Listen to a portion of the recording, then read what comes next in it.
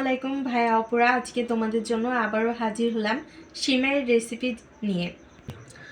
তো আমি এখানে সিমাইটা নিয়েছি কুলসুমের ভাজা সিমাইটা, তারপর আমি একটু ভেজে নিব। আর নিয়েছি গরুর দুধ 1 লিটার। এটা ভাজা সিমাই, তারপর আমি হালকা করে ভেজে নিব।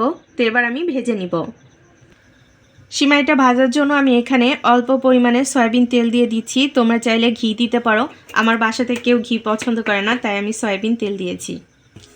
তেলটা গরম হয়ে গেছে, এবার আমি সিমাইগুলো দিয়ে দিচ্ছি। এবার নাড়াচাড়া করে ভেজে নিব। সিমাইটা আমার ভাজা হয়ে গেছে, দেখতে পাচ্ছ আমি হালকা পরিমাণে ভেজেছি।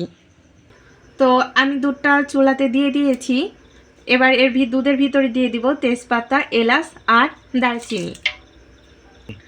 এবার দুধটার বলক আসা পর্যন্ত অপেক্ষা করব। বলক আসলে তারপর চিনি দিব। তো দুধটা আমার জাল হয়ে গেছে। এখানে কিন্তু আমি পরে আবার হাফ লিটার দুধ অ্যাড করেছি, মানে দুধটা কম লাগছিল তাই। আরও এজন্য আর কোনো পানি ব্যবহার করি নাই। এবার আমি চিনি দিয়ে দিব। তো চিনিটা আমি দিয়ে দিচ্ছি। আর এই চিনিটা কিন্তু কেরুর অরিজিনাল চিনি। আর এই চিনিটা কিন্তু মিষ্টি অনেক, তাই পরিমাণে কম লাগে। দিয়ে দিচ্ছি সামান্য পরিমাণ লবণ। এবার সিমাইগুলো আস্তে আস্তে দিয়ে দিব। এবার নাড়া দিয়ে সবগুলা মিক্সড করে দিব। এবার দিয়ে দিব কিশমিশ।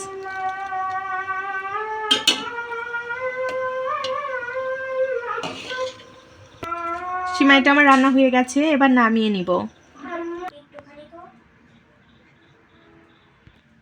এটাই হচ্ছে সিমাইয়ের ফাইনাল লুক। তো সবাই ভালো থাকবে, সুস্থ থাকবে। আল্লাহ হাফেজ।